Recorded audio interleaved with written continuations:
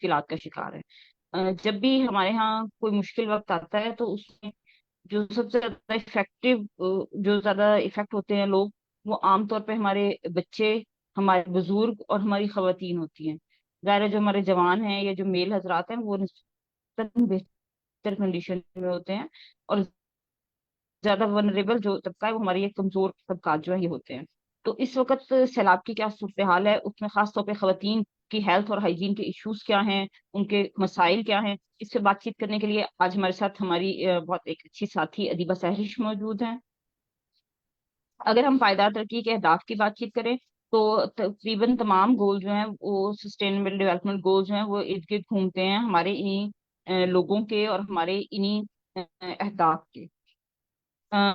जो पायदार तरक्की का हदफ नंबर 3 है वो कहता है कि हमें काम करना चाहिए अच्छी सेहत पे और वेल बीइंग पे। तो हमारी इन बच्चियों की, इन खवातीन की सेहत जो है वो प्रायोरिटी पे होनी चाहिए, और हमें इसके लिए जो एफर्ट हम कर सकते हैं वो करनी चाहिए। हमारे साथ जितनी भी हमारी साथी खवातीन मौजूद हैं वो अपनी अपनी जगह पर अपने अपने इलाकों में इन खवातीन के साथ इंटरलिंक हैं, इनके साथ कनेक्शन में हैं, इनके साथ काम कर रही हैं। इनके मसाइल पे बातचीत करना जाहिर है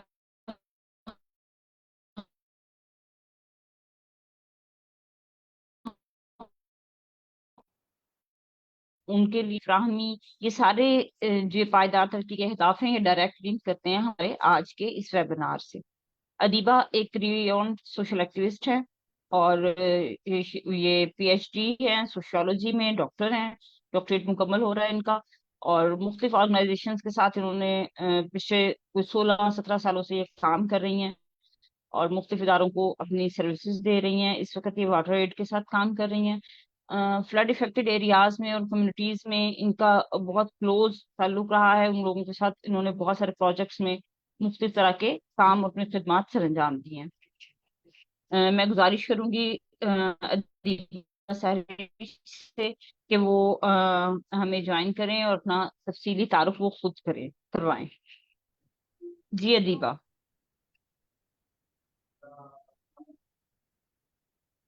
thank you so much Sumera. Thank you so much आपके तारुफ का। मेरा नाम अदीबा सैरिश है। आप सब लोगों को मेरी आवाज़ क्लियर आ रही है?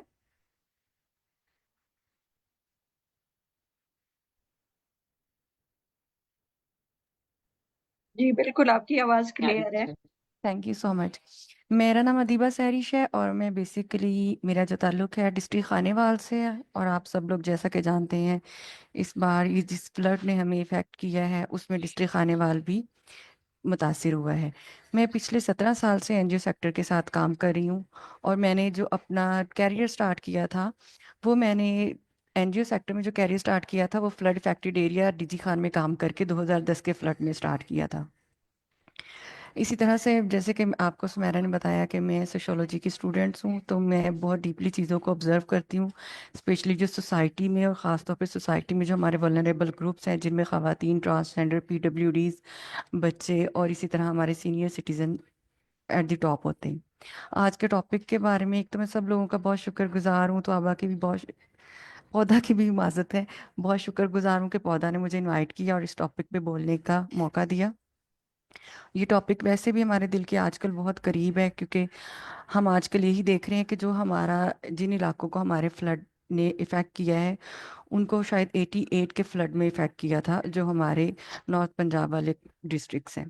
और बहुत सालों के बाद हमने ये देखा कि हमारे तमाम दरियाओं में जो है पानी है उसकी वाफर मिकदार आई, और जिसकी वजह से कुछ हमारी मिसमैनेजमेंट की वजह से जिन इलाकों में पानी का जाना नहीं भी होना था वहाँ चला गया।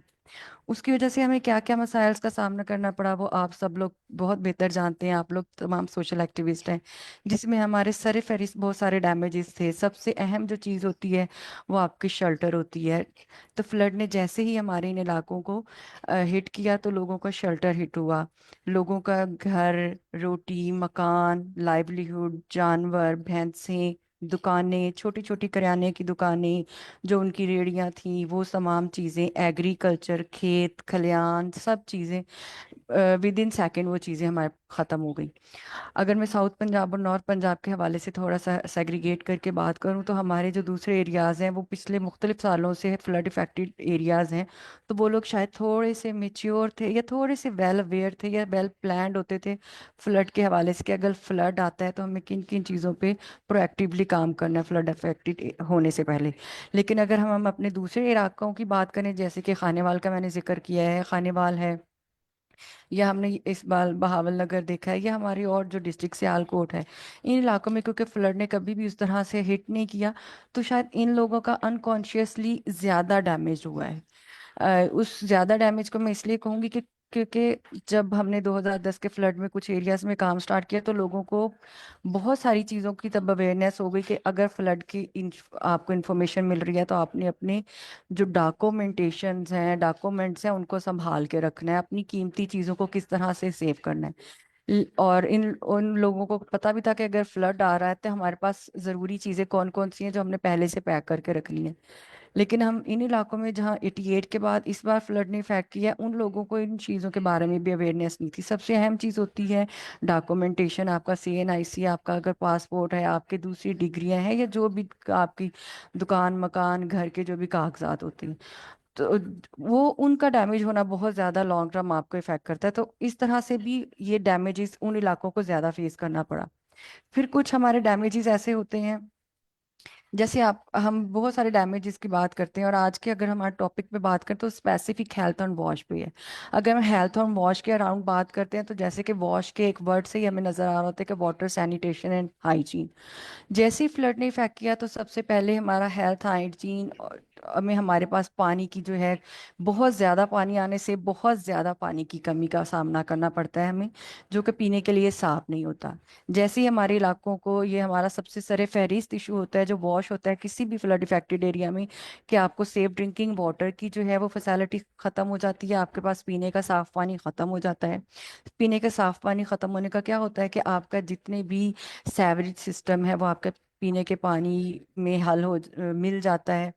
या इसी तरह से जो आपका, अगर मैं KPK की फ्लड की बात करूं, जो हमारे पंजाब में फ्लड से पहले KPK के फ्लड को हिट किया गया था, उसमें हमने ये देखा है कि जो मड थी वो उनके सैनिटेशन के जो पाइप्स थे उन्हीं में स्ट्रक हो गई। तो एक तो पानी का इशू, फिर एक सैनिटेशन की आपकी फैसिलिटी पूरी तरह से डिस्टर्ब हो जाती है, फिर वो इस तरह से डैमेज हो कि वो लॉन्ग टर्म के लिए डैमेज हो जाए, आपके गटर, आपकी नालियाँ, आपकी गलियां मड से भर जाएं। तो वो इस तरह से आपको वॉश से रिलेटेड वाटर सैनिटेशन के मसाइल का सामना करना पड़ता है। पीने के लिए साफ पानी नहीं होता है कहीं से भी, जिसकी वजह से आपको बहुत सारी बीमारियां पैदा होती हैं। वाटर बॉर्न डिजीजेस सारी सेफ ड्रिंकिंग वाटर के ना होने से पैदा होती हैं। इसी तरह से वाटर बॉर्न डिजीजेस जितनी भी होती हैं वो पीने का साफ पानी ना होने की वजह से हमारे जो इफेक्टेड लोग हैं उनको हिट करती हैं। इसी तरह से जो सैनिटेशन का सिस्टम डैमेज होता है, तो सबसे पहले जो आपका UTI का इन्फेक्शन होता है उसका एक ताल्लुक तो होता है हाइजीन से। UTI के इन्फेक्शन में अगर आपके पास प्रॉपर साफ सुथरी हाइजीन कंटामिनेटेड वाटर है, तो उससे आपको इन्फेक्शन हो सकता है। सैनिटेशन की फैसिलिटी अगर आपकी अनहाइजीनिक है तो आपको UTI का इन्फेक्शन हो सकता है। इसी तरह से अगर आप अपनी पर्सनल हाइजीन, अब देखिए अगर फ्लड आ गया तो ये तीनों चीज़ें पहले हिट हो रही हैं। आपके पास अगर पर्सनल हाइजीन नहीं है बेहतरीन साफ सुथरी जो हाइजीनिक हो, आपके पास पैड नहीं है, सैनिटरी पैड नहीं है, आपके पास अंडर गारमेंट्स नहीं है, आपके पास सोप नहीं है, आपके साफ साफ सुथरा पानी नहीं है, आप अपने यूरिन को स्टॉप कर रहे हो क्योंकि आपके पास उस तरह से वॉशरूम जाने की फैसिलिटी नहीं है, अगर आप डिस्प्लेस हो गए हैं, आप जाके बंधों के ऊपर बैठे हैं, आप इसी तरह से रोडों के ऊपर बैठे हैं, तो एज अ खवातीन आपको वॉशरूम जाने में ज़्यादा इशू होता है, आप ज़्यादा देर अपने यूरिन को स्टॉप करती हैं, उसकी वजह से UTI के इन्फेक्शंस बढ़ने के चांसेस हो जाते हैं। इसी तरह से हम जब भी फ्लड इफेक्टेड एरियाज में हम जा रहे होते हैं, तो हम सबसे पहले ये देख रहे होते हैं कि हेल्थ का सिस्टम भी हमारा बुरी तरह से डैमेज हो रहा होता है। जो हेल्थ है और जो वॉश है वो दोनों बहुत ही एक दूसरे से जुड़े हुए हैं। आपके हेल्थ के तमाम मसाइल, जैसे हम कहते हैं कि बहुत हम नॉर्मली एक बात करते हैं कि जैसे है कि झूठ जो है तमाम चीज़ों की जड़ है, इसी तरह से जो आपका हाइजीन है वो आपकी तमाम हेल्थ से रिलेटेड चीज़ों की जड़ है। तो जब हम हेल्थ सेक्टर की तरफ देखते हैं, तो वो जैसे ही किसी इलाके में फ्लड हिट करता है, तो हमारी जो कम्युनिटी लेवल पे BHUs हैं उनकी बिल्डिंग्स भी उस तरह से हमने कोई क्लाइमेट रिजिलियंट प्लानिंग के साथ नहीं बनाई हुई, तो वो भी उसके साथ बुरी तरह से हीट होती हैं। इवन कि अभी भी हम जिन इलाकों में फ्लड रिस्पांस का काम कर रहे हैं, तो हमारे BHUs और स्कूल्स जो हैं उनमें अभी भी 6-6 7-7 फीट पानी है, तो उनकी डी वाटरिंग भी एक बहुत लंबा एक टाइम मांगती है। मोस्टली तो हम डी वाटरिंग की तरफ बहुत कम ही जा रहे होते हैं, क्योंकि हमारे पास रिसोर्सेज नहीं होते। तो मोस्टली हम पानी का नेचुरली उतरने का या सूखने का ही वेट कर रहे होते हैं, जो रियलिटी है। तो हेल्थ सेक्टर भी हमारा बुरी तरह से डैमेज हो रहा होता है। और जो हेल्थ सेक्टर के डैमेज होने से हमें मुख्तलिफ तरह की जो इन्फेक्शंस हो रहे होते हैं उनकी प्रॉपर मेडिसन्स नहीं मिल रही होती। अगर उनकी प्रॉपर मेडिसन्स भी मिल जाएं अगर आपको, तो फिर वही मसला वहीं पे रह जाता है कि आपके पास, क्योंकि वॉश से रिलेटेड आपके पास पूरा एक प्रॉपर हाइजीनिकली पर्सनल हाइजीन नहीं हो रही होती, पर्सनल हाइजीन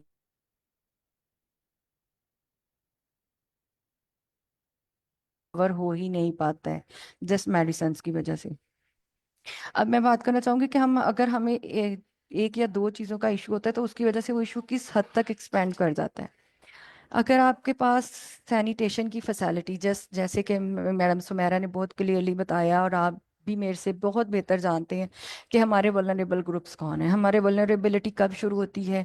वल्नरेबिलिटी तब शुरू होती है जब हम किसी चीज़ को ग्रो नहीं करने दे रहे होते, जब किसी चीज़ को हम उड़ने नहीं दे रहे होते।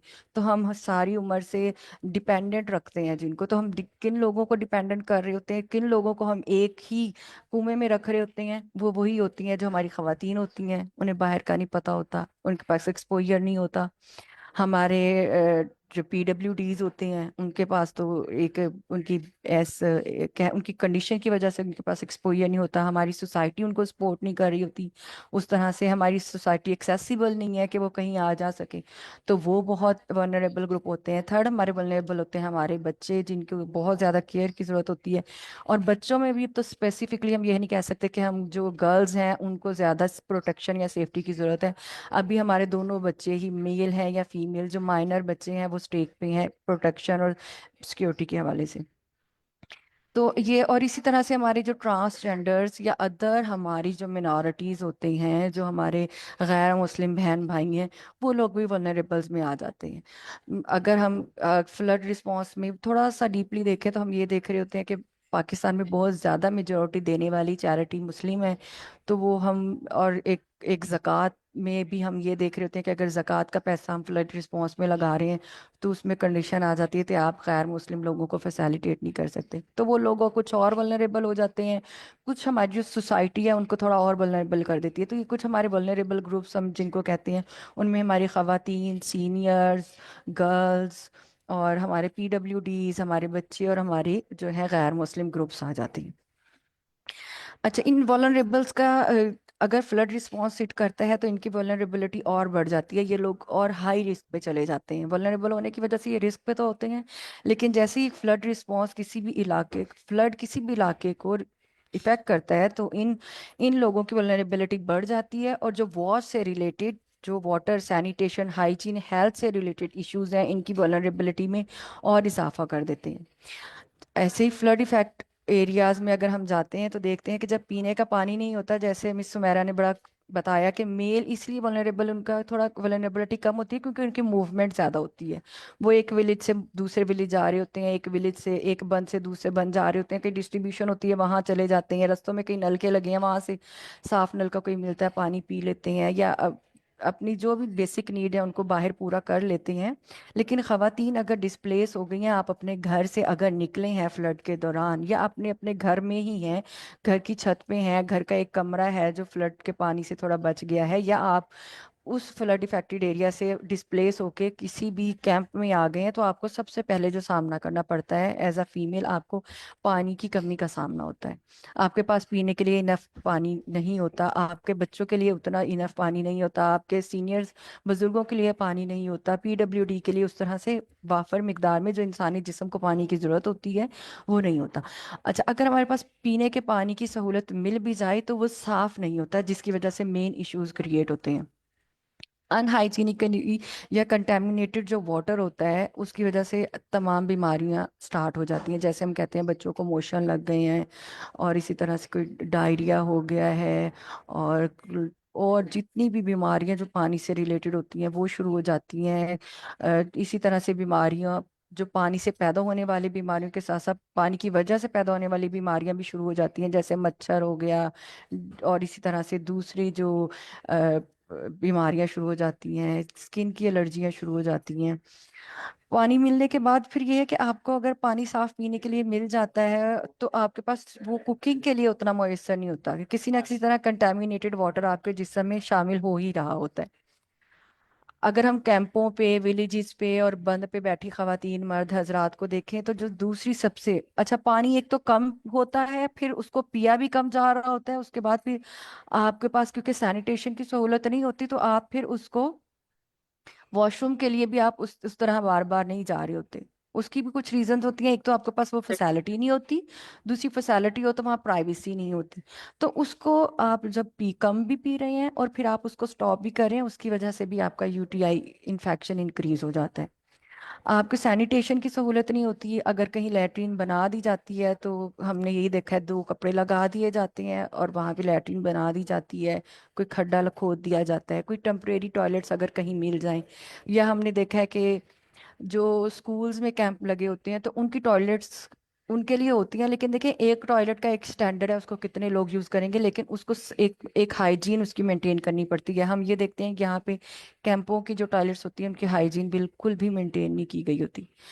आपके सैनिटेशन का एक फैसिलिटी अगर आपको टॉयलेट की सूरत में मिल जाती है तो आपके पास फिर वो हाइजीन का मसला रहता है, उसको फ्लो करने का प्रॉपर वाटर नहीं होता, उसको प्रॉपर साफ नहीं किया जाता, उसको किसी केमिकल से साफ नहीं किया जाता ताकि उसकी जरासीम मर जाएं। उस पर एक स्टैंडर्ड नहीं रखा जाता कि एक वॉशरूम को कम से कम कितने लोगों ने यूज़ करना है, फेयर स्टैंडर्ड्स के मुताबिक उसको इग्नोर किया जाता है। तो वो वॉशरूम भी आपके बहुत सारी बीमारियों में अपना कंट्रीब्यूट कर रहा होता है, उसकी हाइजीन सफ़र होने की वजह से। फिर वॉशरूम से रिलेटेड दूसरा मसला ये है कि वॉशरूम अगर ना हो तो हमारी बेटियां, बहनें, बुजुर्ग और पीडब्ल्यूडी, आप खुद अंदाजा लगाएं कि उनके लिए वो कितना टफ टाइम होगा कि हर तरफ पानी है और उन्होंने वॉशरूम के लिए जाना है, और एटलीस्ट वन टाइम तो आपको जाना ही पड़ता है। तो उसमें यही है कि आप रोकते हैं वॉशरूम को तो आप या तो सुबह के अंधेरे में जाती हैं या रात के अंधेरे में जाती हैं, और वह जहाँ जा रही हैं वहां पे आपके चले सफाई का तो एक इशू आपके सामने है कि आपको वहाँ लोटा नहीं मिलना, पानी नहीं मिलना, आपने कुछ कम पानी के साथ अपने आप को साफ करना है। लेकिन साथ साथ जो एक और इशू उठता है वो प्रोटेक्शन का होता है, वो प्राइवेसी का होता है। शायद प्राइवेसी और प्रोटेक्शन का इशू आने वाले टाइम, पीछे गुजरे हुए टाइम में शायद उतना ज्यादा नहीं था, क्योंकि मैं ये कहूंगी कि हमारे पास मोबाइल में एक जो कैमरे की या पिक्चर की टेक्नोलॉजी है वो इतनी आम नहीं थी।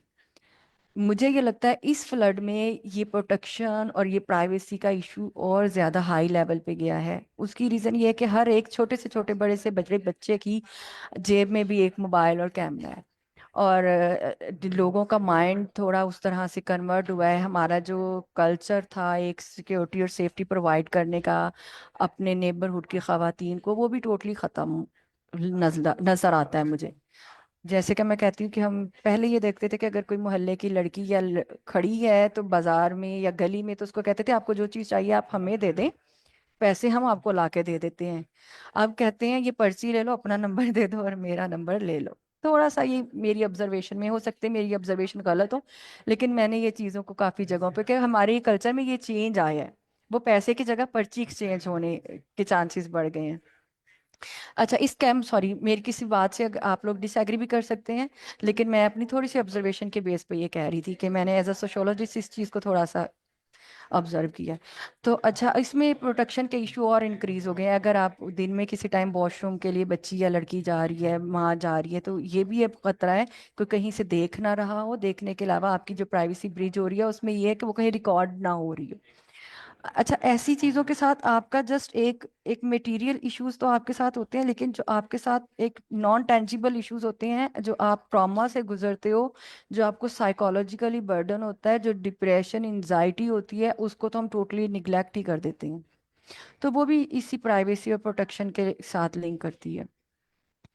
तो ये सैनिटेशन से रिलेटेड हमें ये इशू और भी आते हैं कि आप अगर घर में वॉशरूम यूज कर रहे हैं तो जैसे मैंने पहले कहा कि आपका सैनिटेशन सिस्टम बिल्कुल खत्म हो चुका है इस टाइम, उसको कितना टाइम लगता है हम नहीं जानते। पर्सनल हाइजीन पे भी हम उसी तरह से बात करेंगे कि वॉश सबसे अहम चीज़ है, तो इसमें जो थर्ड वन चीज़ आ जाती है वो हमारा पर्सनल हाइजीन में आ जाता है। तो पर्सनल हाइजीन में हमारी लड़कियों की, ख़वातीन की, पीडब्ल्यूडीज़ की सबसे बेसिक नीड है, जो किसी ना किसी तरह से हर एक लड़की को आफ्टर 12 ईयर्स की एज के बाद फेस करनी पड़ती है। तो वो है हमारा MHM, मेंस्ट्रुअल हाइजीन मैनेजमेंट, जिसके ऊपर बिल्कुल ना पहले बच्चियों को तरबियत दी गई होती है, ना स्कूलों में इसकी तरबियत दी गई होती है, और ना ही हमारे घरों में, ना ही कम्युनिटी में इस पे बात की गई होती है। जो इंतहाई बेसिक और आपके औरत होने की दलील है, उसी चीज़ को एज अ डिस्कस ही नहीं किया जाता, उसको एज अ शर्मिंदगी के तौर पे लिया जाता है, उसको छुपाने वाली चीज़ के तौर पे लिया जाता है।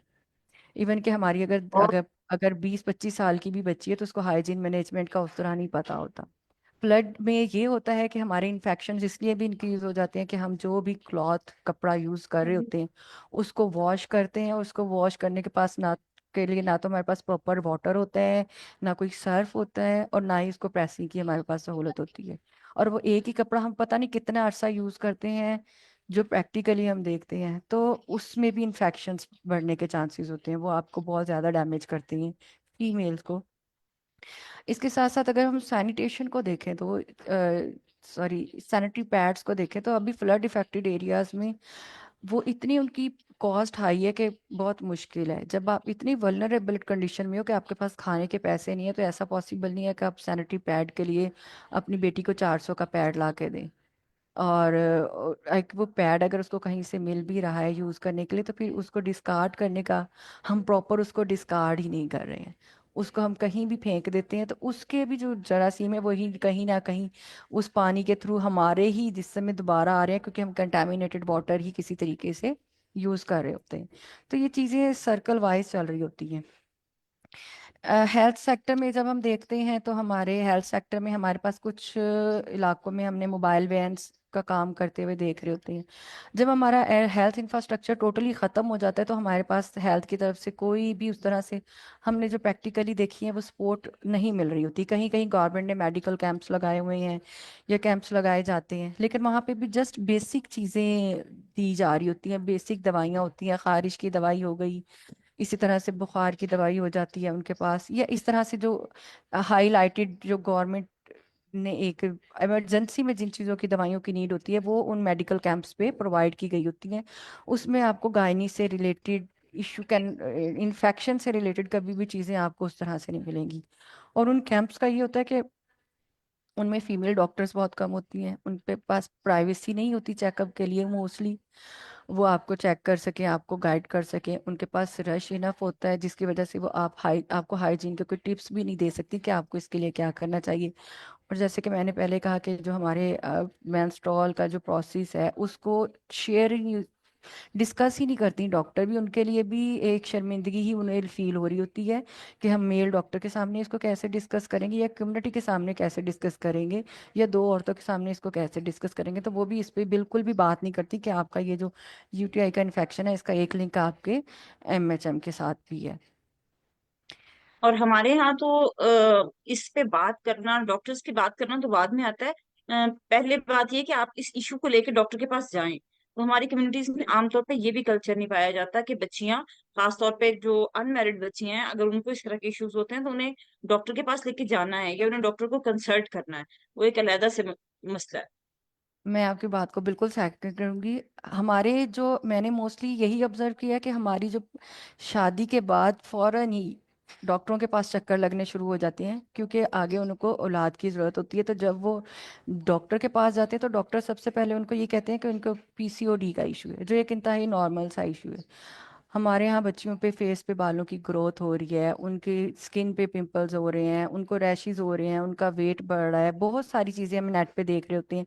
लेकिन हम कभी भी अपनी अनमैरिड बच्ची को डॉक्टर के पास नहीं लेके जाते गायनी से रिलेटेड मसले के लिए। उन्हें ये लगता है कि शायद हम गायनी से रिलेटेड PCO से मसला है कोई, तो अगर हम डॉक्टर के पास लेके गए और इनसे डिस्कस किया मेंस्ट्रुअल का कोई भी मसला, तो वो कहेंगे यह है कवारी बेटी के लिए आप डॉक्टर के पास इस मसले को लेके गई हैं।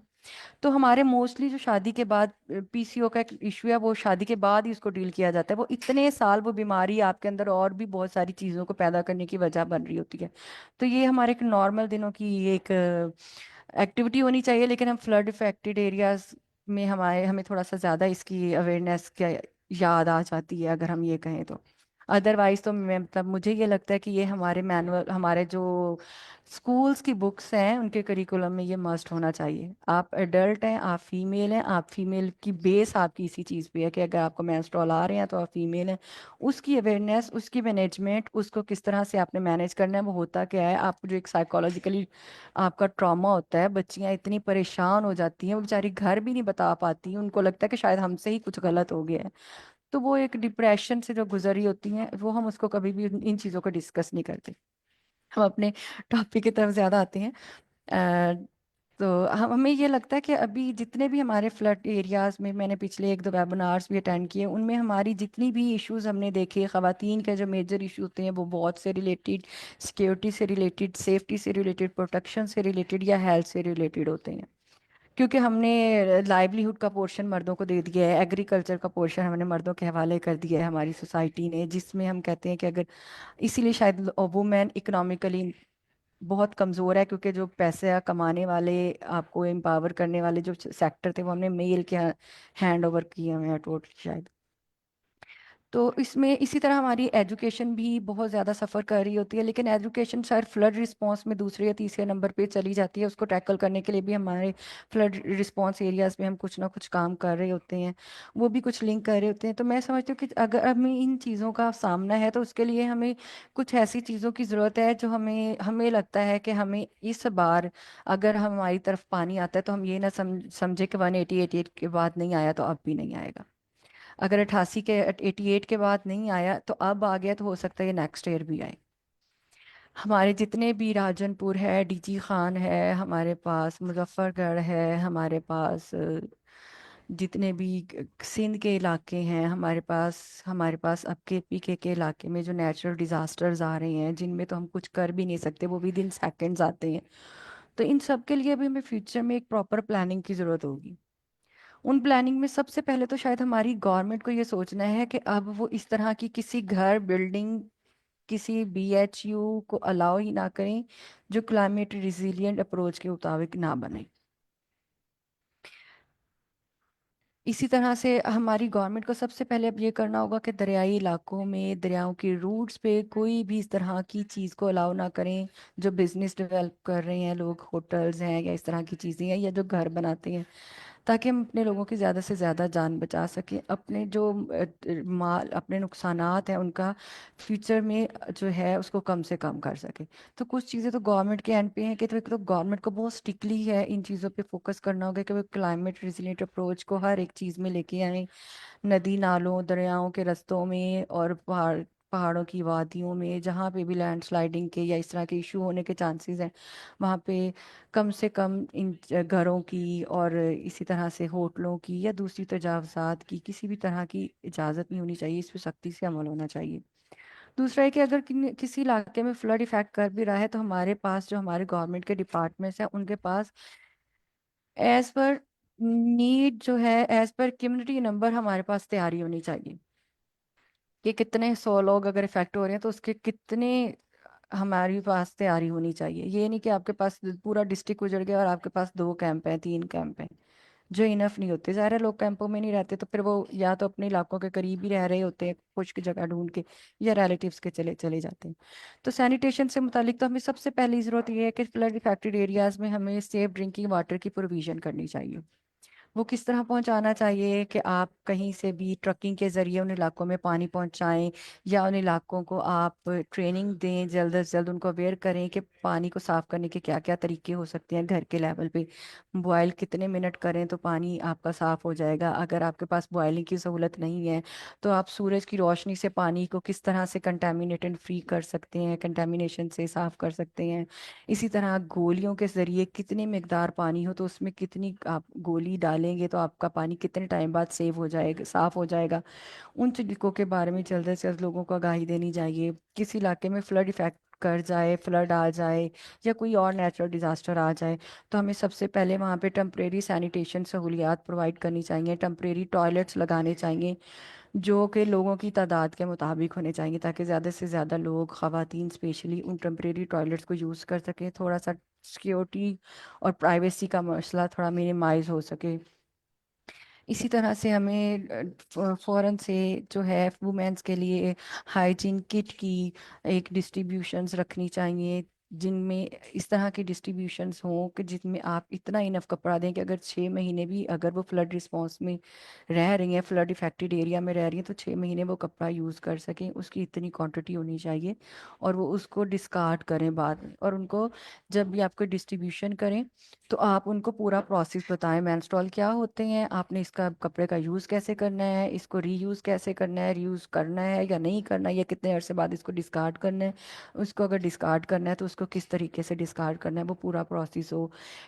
एक हाइजीन किट की प्रोविज़न लाजमी, हाइजीन किट जल्द से जल्द डिस्ट्रीब्यूशन करनी चाहिए इन इलाकों में, गवर्नमेंट को भी, कोई चैरिटी कर रहा है तो उसके भी, कि हाइजीन किट में क्या क्या हो सकता है, जो हमारी बहुत बेसिक चीज़ें हैं। साबुन की हमें ज़रूरत है, हमें दांत साफ करने की ज़रूरत है, हमें कंघी की ज़रूरत है, हमें इसी तरह से MHM में आपको कपड़े की ज़रूरत है, आपको अंडरवियर की ज़रूरत है, आपको पानी भरने के लिए कैन की ज़रूरत है, आपको पानी साफ़ करने के लिए अगर गोलियों की या मेथड की ज़रूरत है वो हो आपको।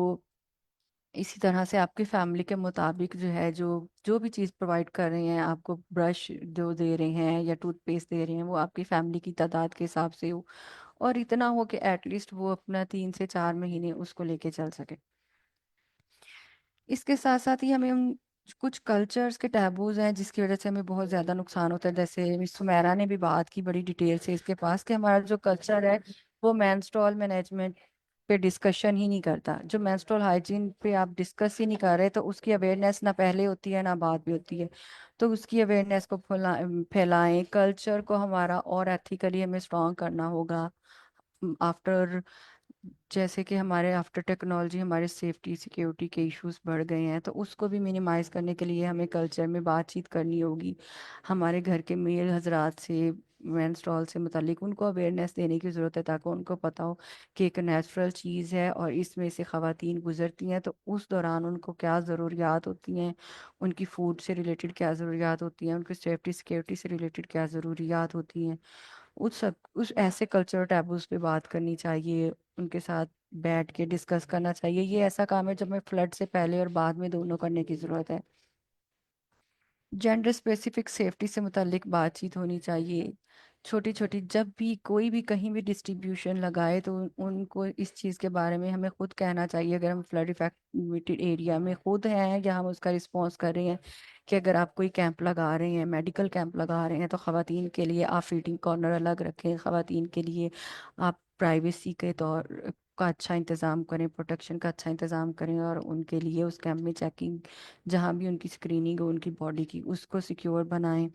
इसी तरह से जो वुमेन से स्पेसिफिक चीज़ें और PWD से स्पेसिफिक चीज़ें क्या हैं, कि अगर आपकी कोई भी डिस्ट्रीब्यूशन हो रही है तो कोशिश करें कि उसमें PWDs जो हैं उनको शामिल करें, उन तक चीज़ों पहुँचें। अगर वो खुद नहीं एक्सेस कर पा रहे तो आप किसी ना किसी तरह उन तक एक्सेस करने की कोशिश करें। इसी तरह से जो हमारे न्यू बॉर्न्स होते हैं वो कितने इफेक्ट हो रहे होते हैं फ्लड इफेक्टेड एरियाज में, मेडिकल कैंप्स या मोबाइल मेडिकल कैंप्स को सहूलत गवर्नमेंट या हम लोग अगर रिस्पॉन्स कर रहे हैं तो वहाँ पे सबसे पहले मोबाइल मेडिकल सहूलत पहुँचाई जाए। उसमें इसी तरह से डिलीवरी से रिलेटेड तमाम इंतजामात होने चाहिए, और वो भी सैनिटाइज हों, और फ्लड बच्चों से रिलेटेड उनके पास एक पूरी प्रेगनेंसी किट होनी चाहिए जो उस मदर को हैंड ओवर करें, जो बच्चे की बेसिक नीड होती हैं बर्थ के फौरन बाद की, उसके ऊपर काम होना चाहिए, वो मदर्स को हैंड ओवर करें।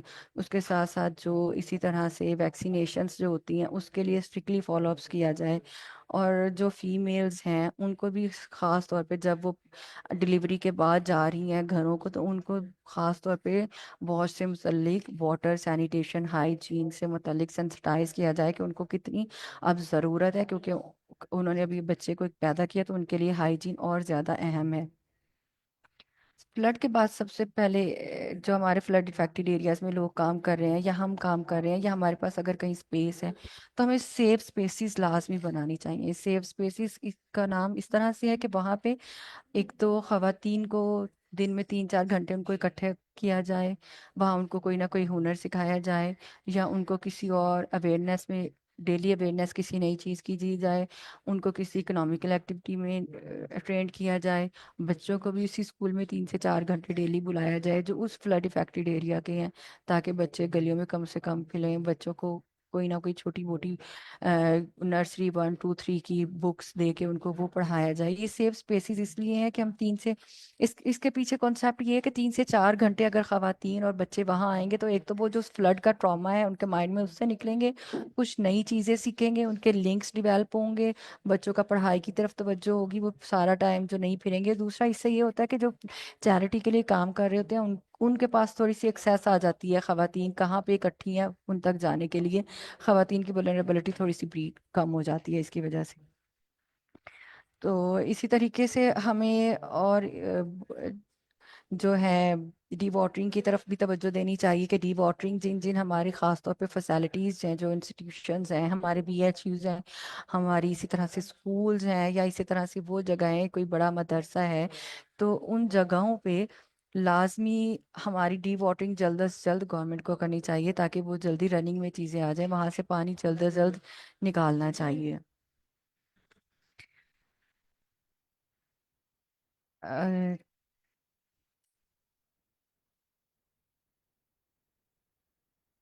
मैडम सुमेरा, मैं 1 सेकंड का ब्रेक चाहूंगी प्लीज, मैं जगह चेंज करना चाहती हूँ प्लीज। जी जरूर दीपा। Thank you. अ, हमारी दीपा की गुफ्तगू इतनी अच्छी है और हम सब खामोशी से इसलिए सुन रहे हैं कि इतनी डिटेल से और इतनी बेहतर इंसाइट शायद हमें कम कम देखने को मिलती है। Thank you so much Deepa, आपकी बहुत अच्छी और नाइस शेयरिंग का। मैं अपने तमाम साथियों को जो मेरे साथ मौजूद हैं मैं उनको खुश आमदीद कहती हूँ।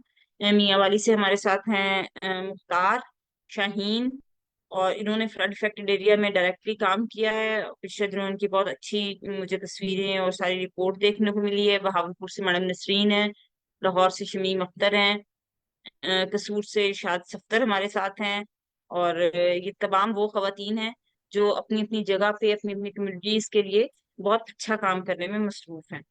हम ये चाहेंगे कि आपके अगर कोई भी सवाल जवाब हों तो आप अपना हाथ खड़ा करें ताकि हम आप लोगों को इस गुफ्तगू का हिस्सा बनाएं।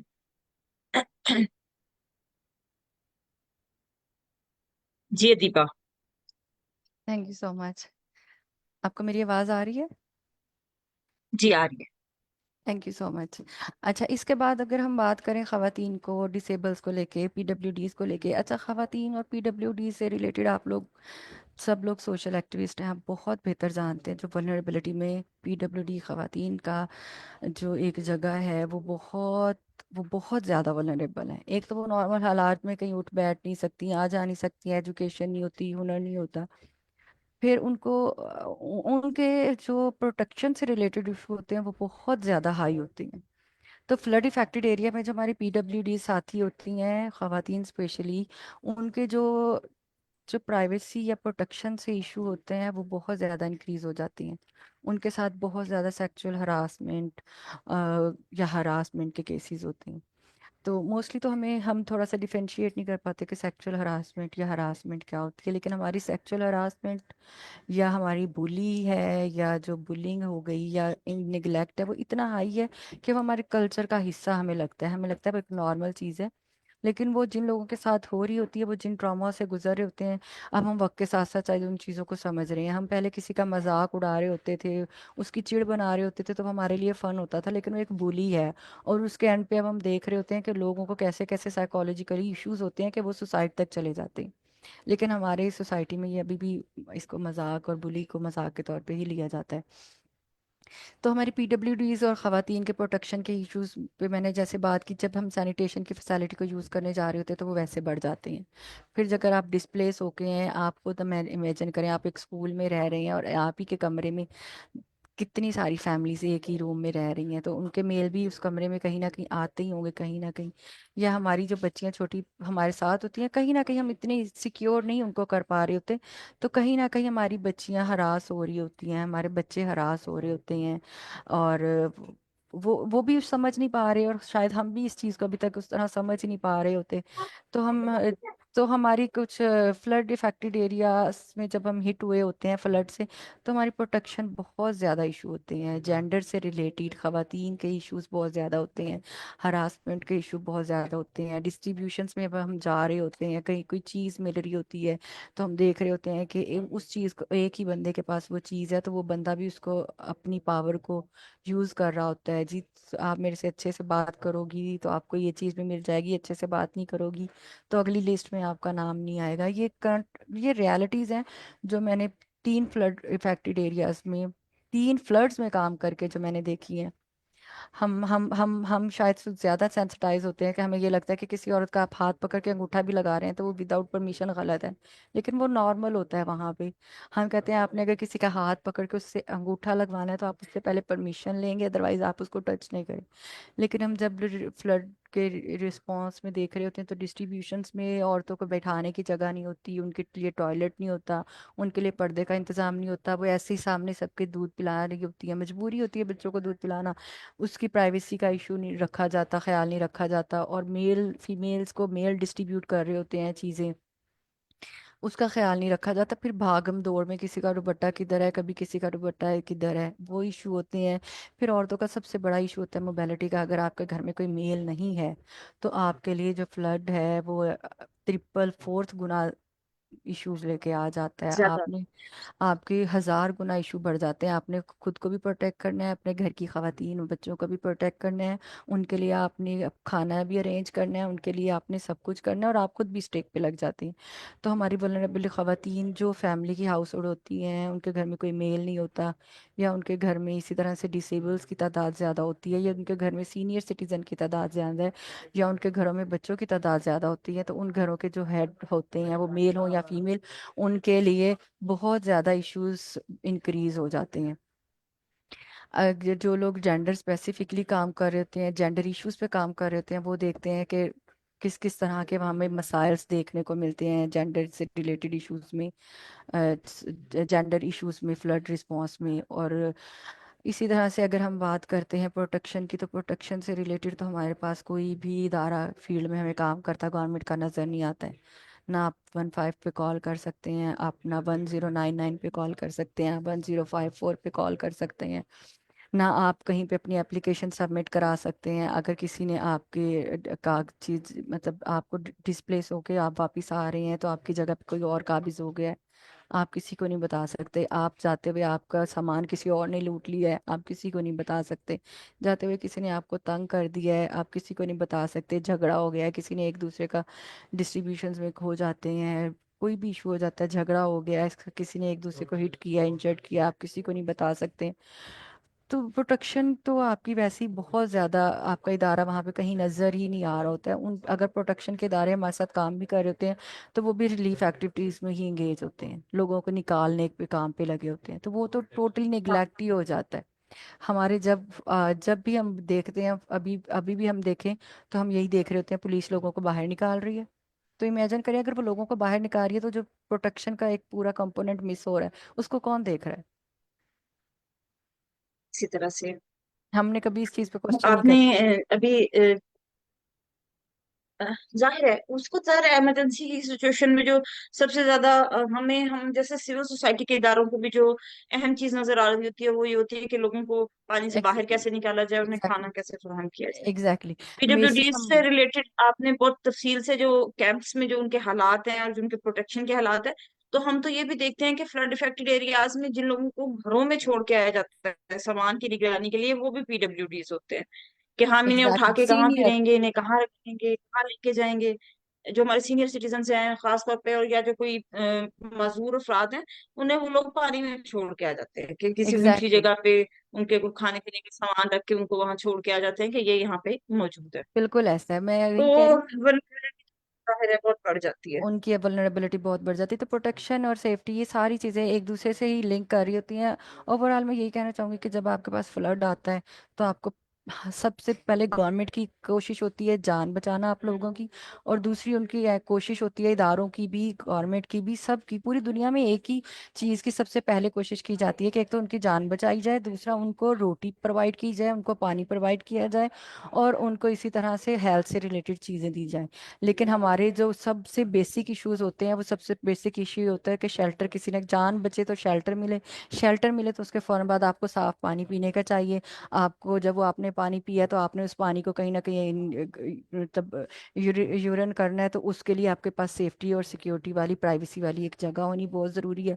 और अगर फिर सेफ्टी सिक्योरिटी प्राइवेसी वाली जगह है तो उसका साफ होना भी ज़रूरी है। अदरवाइज वो जितना गंद उस जगह पे होगा, वो सारा गंद आपकी अपनी हेल्थ को डिस्टर्ब करेगा, जिससे बहुत सारे यूटीआई के इन्फेक्शंस जो हैं बढ़ते जाते हैं। तो water borne, water related diseases उसी तरीके से बढ़ती जाती हैं। और कम्युनिटी को कोलेक्टिवली इस लेवल पे सोचने की बहुत बहुत ज़रूरत है, स्पेशली जैसे आपने कहा हम सीनियर सिटीजन्स को या अपने पीडब्ल्यूडी को छोड़ जाते हैं, जिनके मुतालिक हमसे सबसे ज़्यादा एज अ ह्यूमन होने के भी क्वेश्चन होगा, और इसी तरह एज अ मुस्लिम होने के भी क्वेश्चन होगा। हम उन्हीं को सबसे ज़्यादा स्टेक पे लगा के हम अपने रास्ते पे चल जाते हैं। तो ये चीज़ें हमें सोचनी चाहिए, और बस फ्यूचर में जब भी हम फ्लड रिस्पांस पे काम करें तो हम अपनी चेकलिस्ट में बहुत सारी चीज़ों पे बात करें, और वक्त के साथ साथ हम ये भी समझते हैं कि शायद समटाइम सिर्फ चीज़ें देना इनफ नहीं होता है, तो हमें अपने कुछ अल्फाज, अपनी चीज़ें भी साथ रखनी है, उनको कुछ नॉलेज भी प्रोवाइड करना है, उन्हें बताना है कि किस तरह से आप पानी साफ़ कर सकते हैं, किस तरह से लैट्रीन आप जो है उसको साफ़ करवा के यूज़ कर सकते हैं, या किस तरह टेम्परेरी टॉयलेट्स बना सकते हैं, या इस तरह से किस तरह से आप अपने घर, दर, बार, दुकानें शुकानें किस जगह बनाएं, वो किस तरह क्लाइमेट रिसिलिएंट होनी चाहिए। और जो भी आप प्लानिंग करें, जब भी प्लानिंग करें, अपने घर के जानवरों को भी और अपने घर के अभी आप देखिए, मैंने बहुत सारी तस्वीरें देखी है कि जानवर मरे हुए हैं। आप जानवरों के मरने पे अफसोस ना करें, आप उन लोगों पे अफसोस करें जिन्होंने उनकी रस्सी नहीं खोली, ऐसे ही है। उनकी मौत का और टाइम पे जिम्मेदार शिफ्टिंग पानी भी नहीं नहीं है। कर रहे होते हैं, आमतौर पे उनकी से इंतजार कर रहे होते हैं कि शायद एग्जैक्टली। पानी कम आएगा तो हम यहीं पे सेफ रह जाएंगे, जाहिर है। मैं जो अगर announcements होती हैं अल्लाह ने उसको अगर सीरियस नहीं ले एग्जैक्टली अगर अल्लाह ने मुझे कोई जानवर दिया तो उसकी सवाल मेरे से किया जाएगा। तो मैंने अगर उसकी रस्सी नहीं खोली तो वो पानी से नहीं मरा। मैंने उसकी क्योंकि रस्सी नहीं खोली, वो इसलिए रुक रहा है। अगर उसकी रस्सी खोल दी जाती तो वो कहीं ना कहीं मूव कर जाता। और जो एनिमल्स होते हैं उनके पास ये नेचर की तरफ से कुछ सिग्नल्स ज़्यादा जल्दी आ जाते हैं डिजास्टर से रिलेटेड। तो हमें इंसानी चीज़ों को भी देखना होगा कि जब भी आप एग्जीक्यूशन की तरफ जाएं तो आप सबसे पहले अपने सिर्फ घर की मटेरियल चीज़ों का, अपना फ्रिज, एसी और फर्नीचर और अपनी चारपाई और जहेज ना सोचें। आपने अपने पीडब्ल्यूडीज का, अपनी सीनियर सिटीजन्स का और अपने जानवरों की जान को पहले रखना है। उसके बाद फिर आपने ऐसी जगह शिफ्ट होना है जहाँ पे आपको एटलीस्ट प्राइवेसी और प्रोटेक्शन के इश्यूज ना हो, क्योंकि अगर मेंटली हेल्थ आपकी बेहतर होगी, आप ऐसे क्राइसिस से नहीं निकले गुजरेंगे, तो आप बेहतर रहेंगे। और आपको फिर कहीं ना कहीं से दूसरी चीज़ों की कहीं ना कहीं से अल्लाह आपको प्रोवाइड कर ही देता है। अभी भी हम देख रहे हैं कि गवर्नमेंट की तरफ से भी कुछ अगर काम है, लेकिन हमारी बहुत सारी ऑर्गेनाइजेशनें, बहुत सारे हमारे छोटे छोटे ग्रुप्स वल्नरेबल, वो काम कर रहे हैं।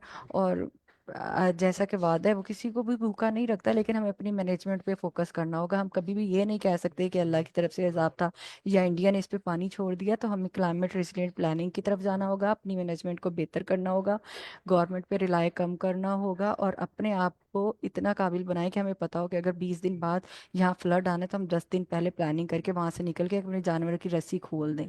तो बहुत सारी चीज़ों के हम एज ए ह्यूमन भी जिम्मेदार हैं इस फ्लड में, देखें तो हमें तो ये बहुत सारी चीज़ों पे एज अ नेशन काम करने की ज़रूरत नज़र आती है, इस स्पेशली इस फ्लड के बाद, कि हमारी ना गवर्नमेंट प्रिपेयर थी, ना हम प्रिपेयर थे, ना वो राज़ी थे, ना हम राज़ी थे निकलने को। तो बहुत सारी चीज़ें जो इसी हैं तरह से हमने सिचुएशन, इसी वो भी तरह से नहीं सिचुएशन निकलेगी सामने आती है। इसे। हमारी बहुत सारे साथी जो हैं वो अपने अपना हिस्सा डालने के लिए गुफ्तगू में मौजूद है। यहाँ पे कसूर से इरशाद सफ्दर साहिबा हैं, उनका हाथ खड़ा है। केपीके से साजिदा हैं, वो कुछ बात करना चाहती हैं। तो हम पहले मैडम इरशाद से रिक्वेस्ट करेंगे कि वो अपनी बात हमें करें, उसके बाद फिर हम मैडम साजिदा की तरफ जाएंगे। इरशाद सफ्दर साहिबा का माइक प्लीज खोल दें। जी मैडम।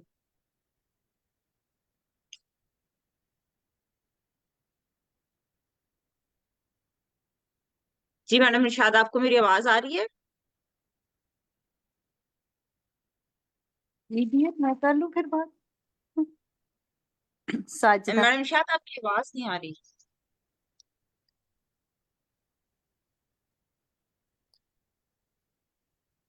जी डियर मैं बात कर लूं साजिदा के पीके से। जी जी जी मैडम, आप बात कर रहे हैं, इनके मेरे ख्याल है कुछ माइक का इशू है।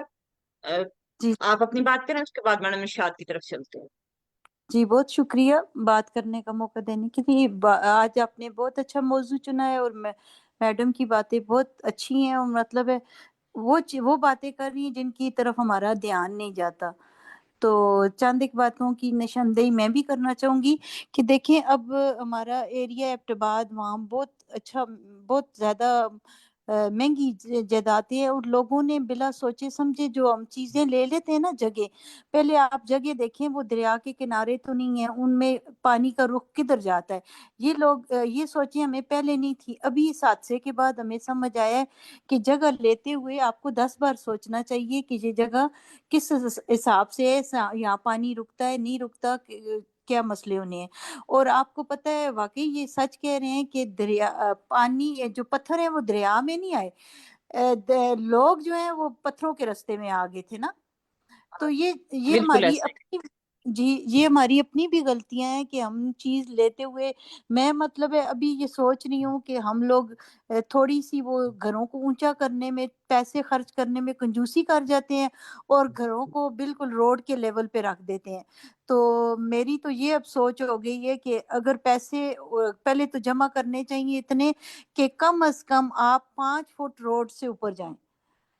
भले है। ढलवान बना के उतरे सीढ़ियां बना के उतरे लेकिन ये है कि वो आपका तकरीबन 50-100 साल वो आपका लेवल तकरीबन बराबर होने में लग जाएगा। तो ज्यादा गलतियां हमारी अपनी है फिर कुछ हादसे आ जाते हैं। तो जैसे अभी मैडम ने बताया था कि जानवरों का ख्याल रखना चाहिए और वाकई यही बात है। किसी की भूखी बिल्ली मार गई थी तो उसका अजाब उस औरत को गया है। तो एक औरत राबिया बसरी ने अपनी बिल्ली को मतलब कोई बिल्ली थी तो उसको कुएं से पानी पिलाया तो वो जन्नत में गई। ये चीजें हम लोग भूल जाते हैं ना कि वो भी जीते जी होते हैं। तो मतलब है अब हमें सारी बैसियत को हम सब कुछ सोचना पड़ेगा कि हम लोगों ने कब्जा माफिया लोगों का साथ नहीं देना सोच समझ की चीजें लेनी है। यकीन माने ये अपनी इतनी इतनी बड़ी एक्ट्रेस तो दोनों ने डिफेंस तो किधर किधर अच्छी बंगले बनाए हुए थे सब डूब के बुरा हाल हो गया गरीब तो गरीब रह गया। इस दफा अमीर भी रुल गया है ना। तो ये चीजें सोचने का मौका है और इसी तरह देखें अगर आज हमें ये बातें समझ आ रही हैं तो हम अपने आने वाली नस्ल को बताएंगे जो गलतियां कोताहियां हमसे हो चुकी हैं। हम उनको बावर करवाएंगे पौधा के प्लेटफॉर्म से कि ये चीजें नहीं होनी चाहिए। और मैं चाहूंगी कि कॉन्फ्रेंस में एक सेशन इस पे भी रखें मैडम ना मैडम समीना नजीर। और आज मैं पौधा की आलमी जमहूरियत डे के मौके पे मैंने कल आखिरी उसकी एक मीटिंग भी करवाई थी। तो उसमें जमहूरी अमल के बारे में बात की थी बच्चों को बच्चियों को आगाह किया था जिनकी उम्रें 17-18 साल की हो रही थी ना। तो ये चीजें कभी भी हम बैसियत मुसलमान ना कभी भी अच्छी बातों को रोकना नहीं चाहिए। कुछ इल्म होता है तो बिल्कुल ऐसा ही, ये हर सदका मुसलमान जारिया। एक उस्ताद है। जी बिल्कुल डियर। तो ठीक है अब कोई और बात करना चाहता है तो मैं बस यही शामिल करना चाह रही थी कि हम घर बनाते हुए बहुत सोच समझ के घर बनाएं और ऐसी जगहों पे ना लें जहाँ पे खदशा हो सकता है। ठीक है जी। थैंक अल्लाह यू हाफिज। साजिदा, बहुत शुक्रिया। अल्लाह हाफिज। मैडम इरशाद का माइक का इशू ठीक हुआ है? मैडम कैसी हैं आप?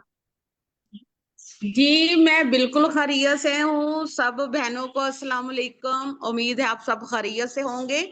तो कसूर में भी क्योंकि मेरी आवाज आ रही है। जी आ रही है, आ ओके। रही है। मैं जहाँ कहीं भी हूँ चाहे थोड़ी देर के लिए ही वेबिनार में शामिल हूँ तो मैं शिरकत ज़रूर करती हूँ। मैंने शायद ही कोई वेबिनार मिस किया हो। तो मुझे अच्छा लगता है ख़वातीन के प्रोग्राम के अंदर शामिल होना क्योंकि हम यहाँ पे फ्री होके एक दूसरे से बात कर सकते हैं अपने मसाइल को डिस्कस कर सकते हैं। तो मैं बताना चाहूँगी कि पौधा के ताउन से हमने कसूर के अंदर वुमेन फ्रेंडली स्पेसिस के हवाले से काम किया है।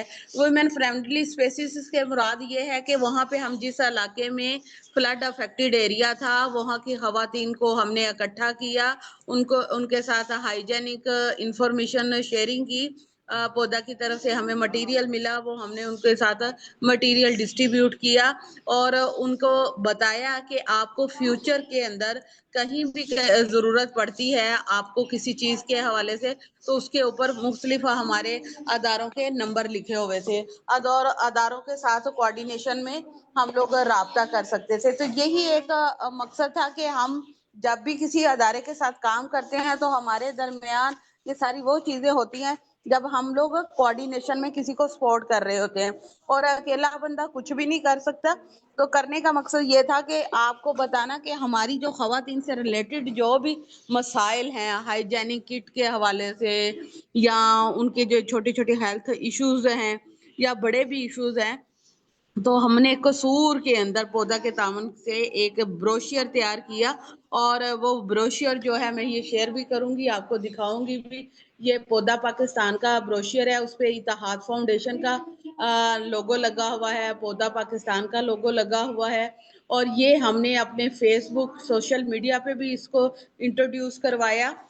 और उसके साथ साथ ये हमारे डिस्ट्रिक्ट के मुख्तलिफ जो इस इंतज़ामिया के कॉन्टेक्ट नंबर हैं डीसी वगैरह के, वो सारे यहाँ पे सोशल वेलफेयर महकमे के और इत्तेहाद फाउंडेशन के भी नंबर हैं, और यहाँ पे मेरा भी इसके ऊपर नंबर बाकायदा लिखा हुआ है। तो ये करने का मतलब था कि हमने जब इसको सोशल मीडिया पे इस्तेमाल किया, तो इस ब्रोशियर के ज़रिए हमें चीचा वतनी से, चिन्योट से, मुख्तलिफ जगह से रिक्वेस्ट आई कि मैडम ये इंफॉर्मेशन जो है ना हमारे डिस्ट्रिक्ट के अंदर भी शेयर करें। तो एक तो मैं पौधा पाकिस्तान से कहूँगी कि ये ब्रोशियर को ज़्यादा से ज़्यादा पब्लिश करवाएं, और पौधा कॉन्फ्रेंस के अंदर भी इसको लेके जाएं, ताकि इसमें हर डिस्ट्रिक्ट वाइज जो इंतज़ामिया के कॉन्टेक्ट नंबर हैं वो लोगों तक पहुँचे, लोग खुद भी डिस्ट्रिक्ट की सतह पे रसाई कर सकें। तो ये एक तरीकाकार हो सकता है हमारे काम के हवाले से। दूसरा रह गया कि हमने आगे हमारी जो खवातीन या हमारी कम्युनिटी की बच्चियां या फ्लड अफेक्टेड एरिया की कम्युनिटी जो है, उनके जो मसाइल हैं उनको दूर करने के लिए हमें इन सारी कोशिश के साथ साथ उनकी कोऑर्डिनेशन बहुत ज़रूरी है, उनके साथ फ्रेंडली स्पेसिस का होना बहुत ज़रूरी है। और हमारे जैसे जो सिविल सोसाइटी के लोग हैं उनको उनके साथ रेगुलर मिलना चाहिए और उनके मसाइल को रेगुलर चेक करना चाहिए। यहाँ पे मैं एक और बात करना चाहूंगी कि पंजाब के अंदर एक डीजी खाता के नाम से एक प्रोजेक्ट चल रहा है, जिसमें इत्तेहाद फाउंडेशन कसूर में और लाहौर में उसको देख रही है, और दूसरे डिस्ट्रिक्ट भी इसके अंदर शामिल है। उसमें गवर्नमेंट ने उन लोगों को राशन कार्ड जारी किया है जो कि जिनकी सैलरी 40,000 से कम है, चाहे वो फैक्ट्री वर्कर हैं, तो फैक्ट्री का जो अमला है, इंतजामिया है, उन्होंने डायरेक्ट ही उस डिपार्टमेंट को अपने स्टाफ के नंबर दे दिए हैं और उनके कार्ड बन गए हैं। इसी तरह से क्योंकि अब बहुत से लोगों के बिल्कुल हमारे कसूर की अगर हम बात करें, यहाँ पे कुछ ऐसे गांव हैं जहाँ बिल्कुल वो गांव ही खत्म हो गए हैं। तो वो गांव खत्म हो गए तो यकीनन उनका जो मटेरियल था, शनाख्ती कार्ड थे, बाकी चीजें थी, वो भी खत्म हो गई हैं। तो हमें इन लोगों को उस चीजों के साथ भी जोड़ने की जरूरत है कि गवर्नमेंट नई जो स्कीम्स निकाल रही है, यानी इनके अंदर कोई जो चीजें हैं उस पे भी इन लोगों को बेनिफिट दिया जाए। तो पौधा के इस प्लेटफॉर्म से ये हमारे लिए बहुत जरूरी है कि नेक्स्ट टाइम हम प्लानिंग करें कि गवर्नमेंट ने जो जो अदारे आगे इस एज ए वॉलंटियर या कहते हैं कि जो स्कीम्स या खवातीन की रिहैबिटेशन के लिए या इलाकों की रिहैबिटेशन के लिए जो काम शुरू करना है ना, वो आगे कौन कौन सी स्कीम्स आ रही हैं और फौरी तौर पे गवर्नमेंट कौन सी स्कीम शुरू कर रही है, उन स्कीम के बारे में ज्यादा से ज्यादा लोगों को बताया जाए और इससे वो लोग फायदा उठा सके। तो मेरे ये 2-3 कंसर्न थे इसके हवाले से, इस मीटिंग के हवाले से, जो हम आगे फ्यूचर में भी प्लान कर सकते हैं। बहुत शुक्रिया आपका। बहुत शुक्रिया मैडम शाद आपका। आपकी बात बिल्कुल ठीक है। जो सिविल सोसाइटी के इदारे हैं, जो हमारी एनजीओज हैं, इनका काम बेसिकली यही है कि राब्ता कारी को मजबूत करें अवाम और गवर्नमेंट के दरमियान। तो गवर्नमेंट की स्कीम से जो फायदा उठाना है वो हमारी उन कम्युनिटीज के लिए ज्यादा मुश्किल हो जाता है जो बहुत दूर दराज के इलाकों में रहती है, ये जिनकी रसाई नहीं होती। इस तरह अप्रोचेबल करना गवर्नमेंट के इदारों के साथ ये बहुत जरूरी है। हमारे साथ अस्मा नाज साहिबा हैं। अस्मा नाज साहिबा का हाथ खड़ा है। मैं गुजारिश करती हूँ एडमिन से कि मैडम अस्मा को बात करने का मौका दें। जी मैडम। अस्सलाम वालेकुम। मेरी वालेकुम आवाज आ रही अस्सलाम है? मैडम। मैडम थोड़ा जी सा मैं अपना बिल्कुल आ तारुफ रही है। पहले करा दूं। मेरा नाम अस्मा नाज है और मैं रीड सोसाइटी से मैं ताल्लुक है। मैं रीड सोसाइटी में एज डिस्ट्रिक्ट कोऑर्डिनेटर काम कर रही हूँ मुल्तान में। हम मुल्तान में ईपीआई के ऊपर और एचपीवी पे हमारा जो है कोर प्रोग्राम है जिस पे हम काम कर रहे हैं। लेकिन यहाँ पे जैसे बात हो रही थी फ्लड के हवाले से हमारी पहले साथी डिस्कस कर रही थी। तो थोड़ा सा मैं उसमें ऐड करना चाह रही थी कि जैसे हमारा प्रोग्राम आज हेल्थ और हाइजीन के हवाले से है। तो मैं बताना चाह रही थी कि फ्लड अफेक्टेड एरिया मुल्तान की तरफ आपको आपके में होगा कि काफी सारे इलाके जो है इससे अफेक्ट हुए हैं। और यहाँ पे डिफरेंट इलाकों में कैंप कायम किए गए थे। हमारे कासिम मेला में और लंगड़ियाल में 2 कैंप थे, ब्लड कैंप, जहाँ पे रीड सोसाइटी ने अपनी तरफ से हमारा जो ईपीआई का प्रोग्राम है उसके पूरी सर्विस जो है हेल्थ डिपार्टमेंट के साथ मिलके वहाँ पे प्रोवाइड की। और ताकि वो जो बच्चे जिनकी रूटीन इम्यूनाइजेशन का टाइम था और वो सफर कर रही थी, तो रीड ने इसमें गैप नहीं आने दिया, बल्कि जो उनकी ईपीआई की जैसे जिस बच्चे की जो ड्यू डेट थी उसके अकॉर्डिंग उनको वहां पे ट्रेस करने के बाद जो है वो सब ईपीआई के जो उनके रूटीन इंजेक्शन थे उनको इंजेक्ट किए हैं, वैक्सीन लगाई है। और उसके साथ एडिशनली जो है ये सोसाइटी ने वहां पे जो है वहां पे किट जो हाइजीन किट्स हैं उसमें खास तौर पे फीमेल का मतलब एक स्पेशल पैकेज था जो उसके अंदर ऐड रखा गया था, जो फीमेल के हवाले से था, जो उनको वहाँ फ्लड कैंप में जाहिर है काफी प्रॉब्लम्स हैं, खास तौर पे उनके जो हेल्थ और हाइजीन के हवाले से तो बहुत ही ज्यादा सीवियर किस्म के थे इश्यूज। तो कुछ ऐसी जो पर्सनल उनकी चीजें थी वो भी उसमें हमने शामिल की। और साथ में हमारा जो ये प्लान चल रहा था वहाँ पे कैंप, उसमें सोशल वेलफेयर डिपार्टमेंट के साथ हमारी कोऑर्डिनेशन थी, मतलब उनके साथ हम लाइजॉन में थे। उनको भी कुछ सजेशन हमारी तरफ से, जैसे अभी डिस्कस हो रहा था, वहाँ पे काफी इश्यूज थे उनको, वॉशरूम की मतलब फैसिलिटी का बहुत ज्यादा प्रॉब्लम था, वो भी मतलब आइडेंटिफाई किया। और वहाँ पे क्लीनलीनेस के हवाले से जो था, कैंप की सफाई के हवाले से जो बातें थी वो भी हमने फॉरवर्ड की सोशल वेलफेयर डिपार्टमेंट को, ताकि उनके थ्रू जो है जो भी डिपार्टमेंट इस मतलब जो इसमें उनकी सर्विस है वो प्रोवाइड की जाए ना वहाँ पे उनको।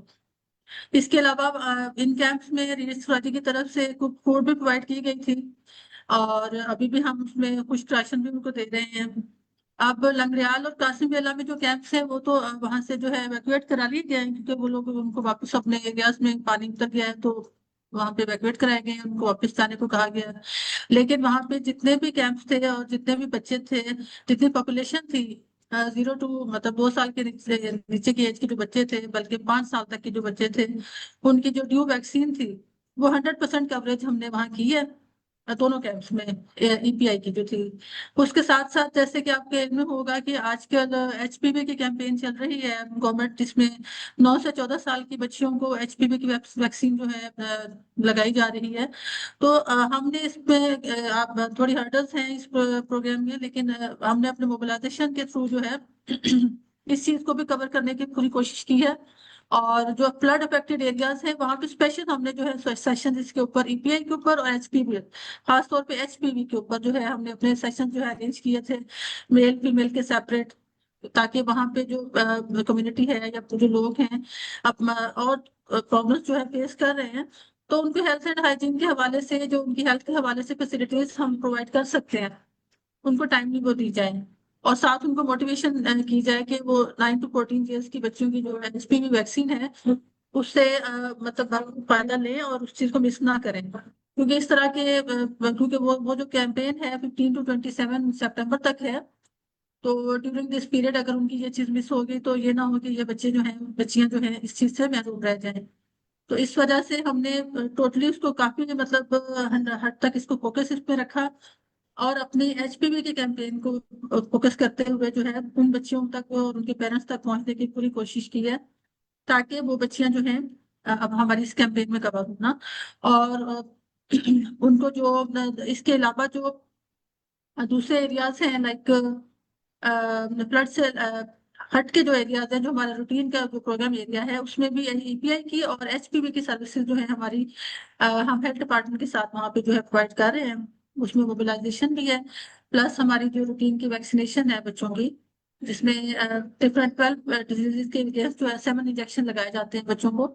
तो उसको हम 100% जो है कवर करने की कोशिश कर रहे हैं। और काफी हद तक हमारा स्टेटस जो है हमारे रेस सोसाइटी के ताउन से जो है काफी रेस भी हुआ है, जो गैप से काफी हद तक कम भी हुए हैं। हमारा जो प्रोग्राम यहाँ पे थैंक यू अप्रैल सो में much launch. Madam, thank you. Thank you so much madam, बहुत शुक्रिया बहुत आपकी शुक्रिया आपका, इनसाइट आपने का। मौका दिया बात करने का। Thank you. हमारे साथ साजिदा हमीद मौजूद है मुल्तान से। मैं रिक्वेस्ट करूंगी कि उनका माइक अनम्यूट करें।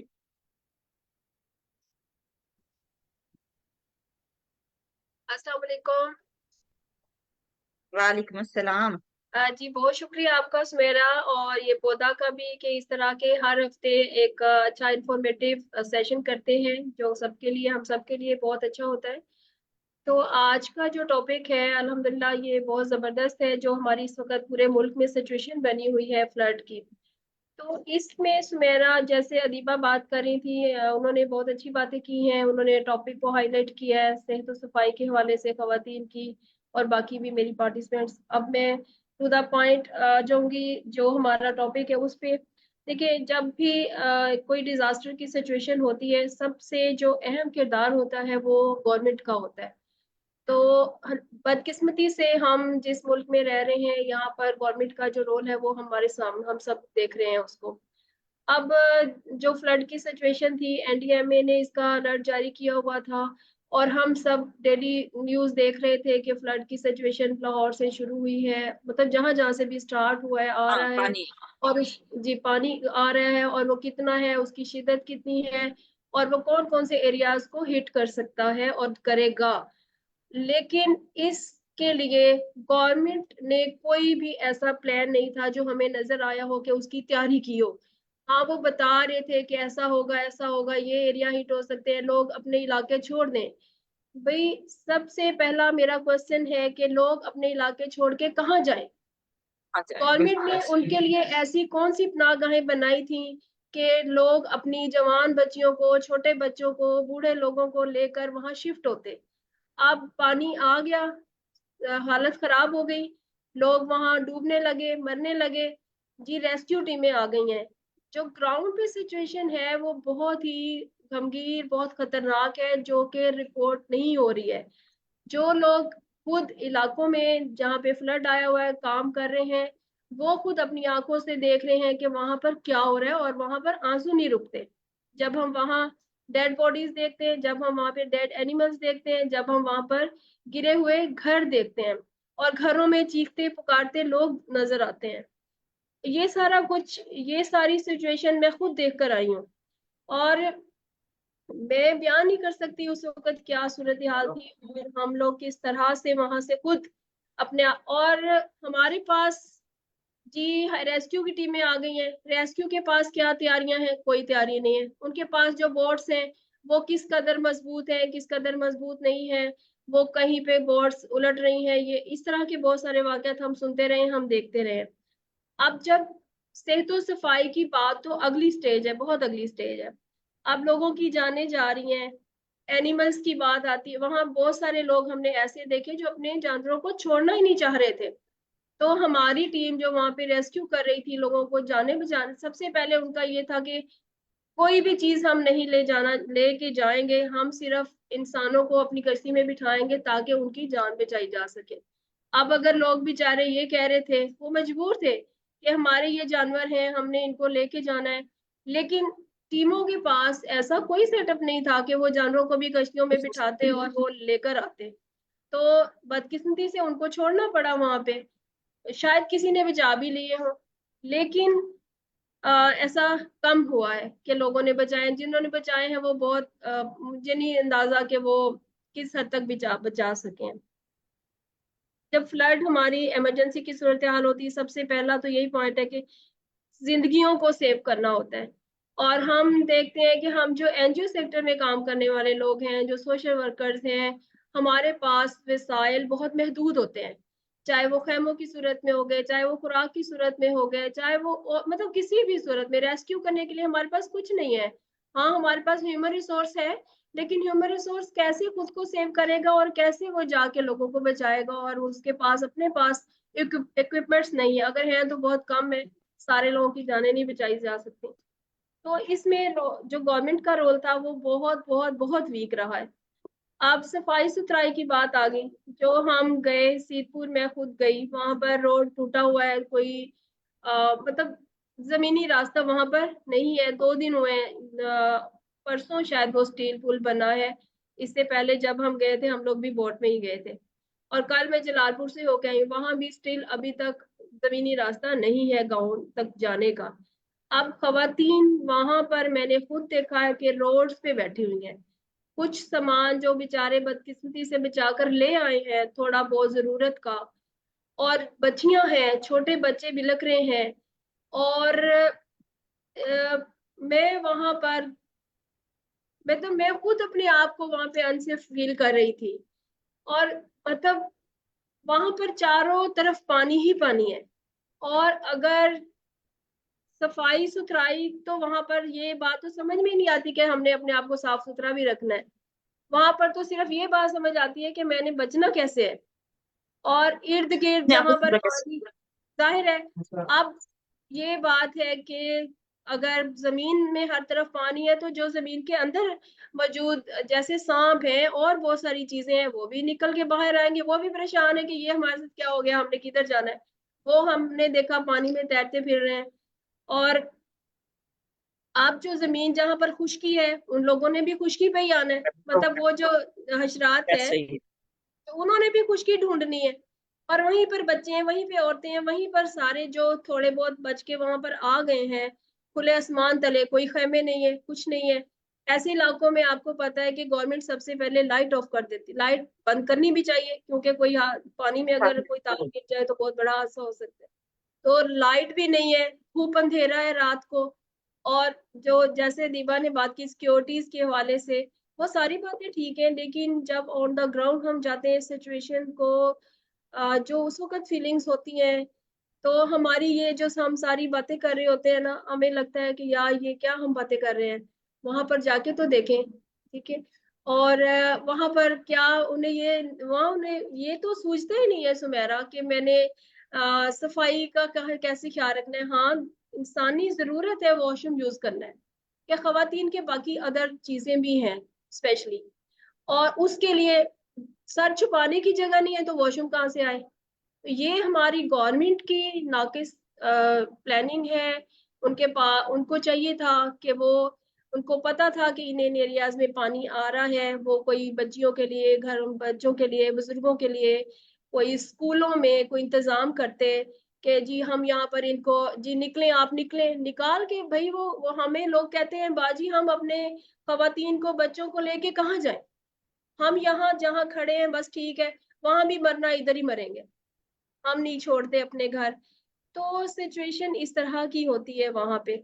और बाकी जो खास तौर पर इस दौरान, जैसे बाकी सब दोस्तों ने बात की है, जो ऑनरेबल हमारे दो उसमें डिसेबल पर्सन्स हैं, या बच्चे हैं, या बुजुर्ग हैं, या खास तौर पर ऐसी खवातीन जो प्रेग्नेंट हैं, उनको कैसे रेस्क्यू करना है, उनको कहाँ ले जाना है, उनके पास मेडिकल कैंप की कहाँ सहूलत है, और अगर मेडिकल कैंप है भी, फर्ज करें अगर किसी ने लगाया भी है, हम सब जानते हैं अगर कोई किसी ने मेडिकल कैंप लगाया भी है सुमेरा, तो वो डॉक्टर तो नहीं वहां जाता, कोई एलएचवी, कोई कंपाउंडर, कोई या कोई इस तरह का बंदा जो वहां पे बैठा होता है, जो जनरल मेडिसिन है, वहां पर कोई ऑपरेशन की सहूलत तो नहीं होती ना, वहां पर कोई ऐसी कि अगर उसकी डिलीवरी है तो उसको कैसे हम करेंगे, वहां लेके कैसे जाएंगे, सबसे पहली बात है। तो इतने मसाइल हैं इस हवाले से कि जो मैं नहीं समझती कि हम मतलब बयान भी कर सकते हैं, इतने ज्यादा चैलेंजेस हैं खवातीन को। और हमने जितना, जिस हद तक मुमकिन हो सका, जितने हमारे महदूद वसाइल थे उनमें रहते हुए, हमने कोशिश की कि हम लोगों को रेस्क्यू भी करें, हम उनको फौरी फौरी तौर पे कुक्ड फूड भी फ्राहम करें, और ख़ास तौर पर मैडम इरम बिस्मिल्लाह इरम से राब्ता रहा, उन्होंने बहुत काम किया है इन दिनों में, तो मेरे साथ भी राब्ते में थी। हम लोगों ने जो प्रेग्नेंट खवातीन थी उनके लिए भी डिलीवरी किट्स भी हमने उन्हें पहुंचाई, अभी भी हमने और भी हमने अरेंज की हुई हैं, अल्हम्दुलिल्लाह हम वो लेके जाएंगे। तो सब हम मिलके जितना काम कर सकते हैं मुझे लगता है वो भी कम है। जब तक के गवर्नमेंट इस पे कोई एक्शन नहीं लेगी शायद ही हम ये सारे जो हैं नुकसानात उसको पूरा कर सकते हैं। हाँ, अपना हिस्सा हम जरूर डाल रहे हैं और डालते रहेंगे। और अगर हम बाकी मुल्कों को थोड़ा सा इस हवाले से देखें, जापान में जब सुनामी आया तो उन्होंने फौरन अगले साल उससे बचने के लिए इतनी बड़ी वहां पर जिस जिस एरिया मतलब जो एरिया हिट हुआ था उस पूरे एरिया को उन्होंने दीवार बना दी इतनी ऊंची चौड़ी और लंबी कि अब जब नेक्स्ट खुदा ना खास्ता कभी कोई इस तरह का सुनामी आए तो वो उससे लोगों की जिंदगियां नहीं जाएंगी, लोग नहीं वहां से बेघर होंगे, मतलब किसी हद तक महफूज रहेंगे। तो हमारे यहाँ हर साल हर 2 साल बाद सैलाब आता है, जल्जले आते हैं, हमारी गवर्नमेंट के पास ना कोई प्लानिंग है, ना अपने लोगों को सेव करने का कोई मंसूबा है। बस लोग बेचारे जो हैं वो मरते हैं और उसी तरह से वो फिर बेचारे अभी भी बेघर हैं लोग, कोई पता नहीं है उन्हें कि हमने कैसे अपने घरों तक जाना है। कल मैं जलालपुर से होकर 5-5 फुट पानी खड़ा है, अभी भी रोड बंद था, नहीं जा सकते थे। छोटे छोटे बच्चे लिए हुए औरतों ने वहां खड़ी थी, रो रही थी कि हमने अपने घर जाना है। मैंने फिर उन्हें कहा कि आप वहां ना जाएं, खतरा है, कोई पता नहीं है आगे पानी कितना है, कहीं पर भी कोई हादसा, हम रोज सुनते हैं एक हादसा हो गया है। और अभी हम खड़े ही थे तो जो लोग ट्रॉली पे जा रहे थे वो ट्रॉली पानी में फंस गई। तो इस तरह की सिचुएशन है स्टिल अभी भी। तो अभी पानी कम नहीं हुआ है, मतलब पहले से तो बहुत कम हो गया है, लेकिन अभी भी पानी खड़ा है, अब बीमारियां और ज्यादा फैलेंगी, मच्छर इतने ज्यादा हैं। तो इंशाल्लाह हम अवेयरनेस सेशंस भी करेंगे। अभी तो वो कोई भी सुनने को तैयार नहीं है इस हवाले से, तो उनके अपनी जो चीजें हैं वो शायद ज्यादा इम्पोर्टेंट हैं। तो हाँ, अल्लाह पाक हम सबको तौफीक दे कि हम जो है उनके इस दुख में उनके साथ जाके उनकी काउंसलिंग भी करें, सेशंस करें, उनको इस ट्रॉमा से निकालें और जिस हद तक मुमकिन हो सकता है हम उनकी हेल्प करें। और आप सबका शुक्रिया जिन्होंने ये इतना अच्छा सेशन जो है ऑर्गेनाइज किया है। Thank you so much. Thank you so much Shaita. इस तरह की सूरत हाल है, उनकी जिंदगियां उनके घर बार वो सब कुछ उजड़ गया है, और वो आगे आने वाला टाइम में कैसे सरवाइव कर पाएंगे ये एक अलहदा से सवालिया निशान है। उनके कैंप्स में से तो गवर्नमेंट ने उनको कह दिया कि अपना अब आप वापसी का सफर शुरू करें। अब वापस जाके वहां उनके पास राशन पानी सैनिटेशन की सूरत हाल, जाहिर है ये पानी उतरने में भी बहुत वक्त लेगा। तो वापसी, जितना जिस हद सॉरी तक सुनैना, मुमकिन है। आई एम सॉरी दरमियान में मैं, वापसी बेचारे कहाँ करें, उनके घर गिरे हुए हैं, यकीन करें हाँ उनके जी। घर गिरे हुए हैं। छतें अगर कोई बची हुई तो उसमें दरारें हैं। और जो पानी है, जो नलके हैं, नलकों में गंदा पानी आ रहा है, पीने का पानी नहीं है वहां। पानी नहीं पानी है। अगर नलका खोलते हैं तो उसके अंदर गंदा कीचड़ वाला पानी आ रहा है। और इस सिचुएशन में वो मुझे नहीं पता बेचारे कैसे सरवाइव करेंगे। और अल्लाह बेहतर करे, अल्लाह सबके लिए आसानियां करे। शुक्रिया। Thank you so much. हमारे साथ मुफ्तार शाहीन मौजूद है मियाँ वाली से। प्लीज मुफ्तार शाहीन बात करना चाह रही हैं। अस्सलाम वालेकुम मैडम। वालेकुम मुख्तियार शाहीन में अस्सलाम। की आवाज आ रही है? जी मैम। जी हालिया बिल्कुल आ रही है मैडम। जी जी मैम, हालिया मानसून बारिशों की वजह से जैसे मुल्क भर में तबाही हुई है, तो इसी तरह हमारे मियाँ वाली की भी बहुत ज्यादा यूनियन काउंसिल में बारिशों की पानी की वजह से बहुत ज्यादा नुकसान हो गया है, जिसमें माड़ी शहर है, कालाबाग है, कुकड़ों वाला वांडा है। इसके अलावा हमारा जो इलाका था कच्चा कमर मशानी था, कुंडल है।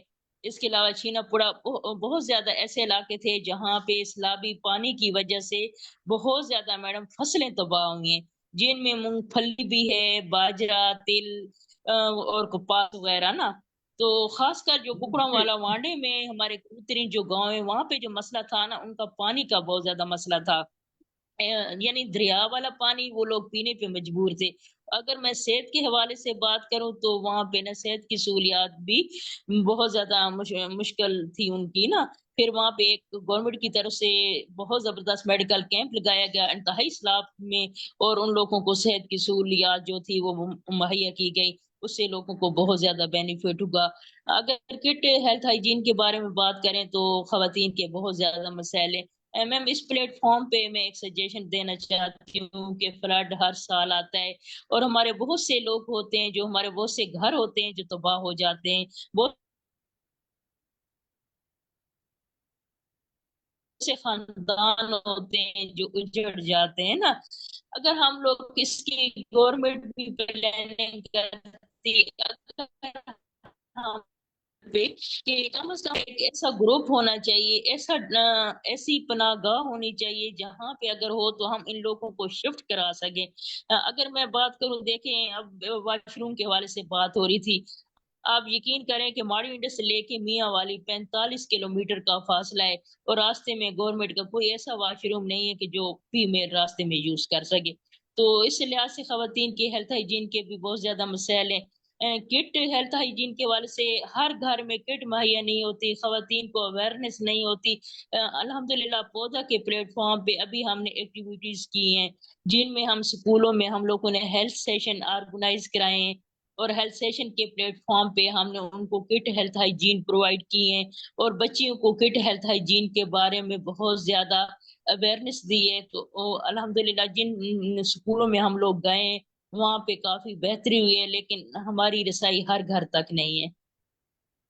जी मैम। बिल्कुल सही है आपका कहना, बिल्कुल ठीक है। जाहिर है हमारी रसाई महदूद लोगों तक है।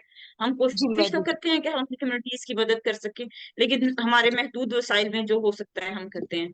मैं अपने तमाम जी साथियों मैम। से रिक्वेस्ट करूंगी कि प्लीज अपने अपने कैमरास ऑन कर लें ताकि हम जी इसके आज के सेशन की एक यादगार तस्वीर ले सकें और हमारी तमाम जी दोस्त जो हैं वो हमें उसमें नजर आ रहे हैं।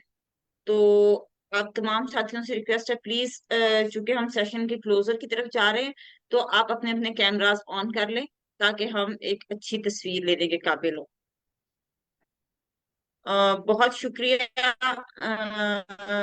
मुख्तार शाहीन साहिबा।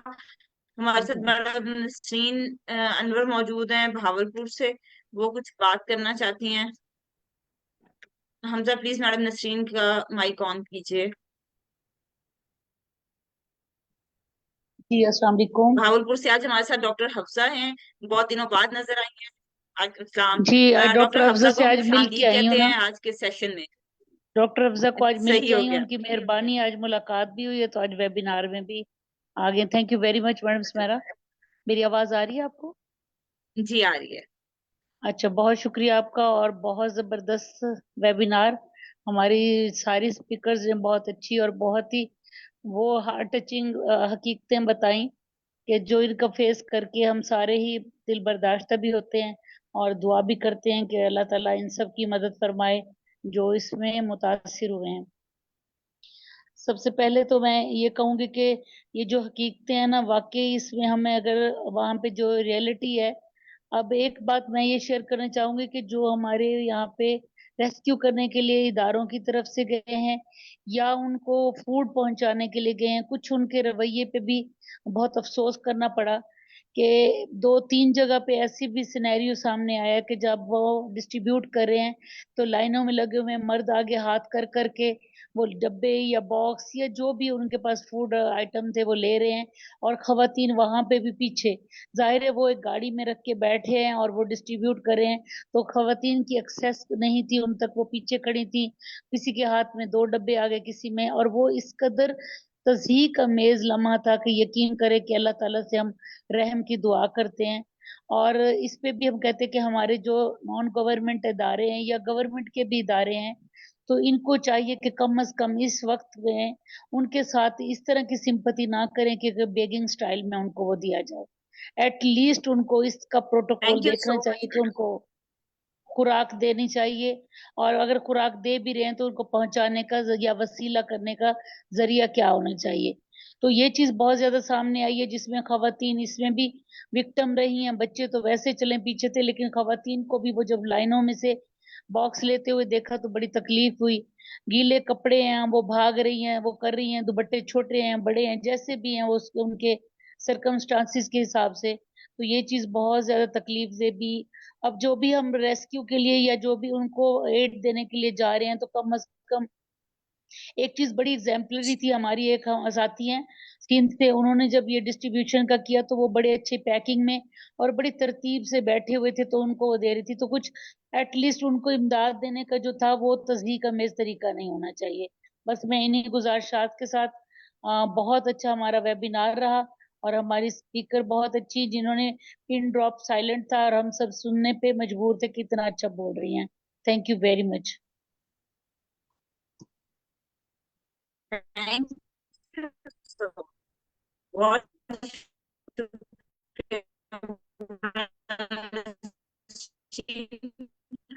मैडम जी मैं अपनी बात कुछ कहना खत्म कर चाहती हैं? चुकी हूँ। हमारा कंक्लूजन की तरफ जा रहा है, हमारे साथ शेयर करें। मैडम महक का हाथ खड़ा है। हमजा मैडम महक को अनम्यूट करें please.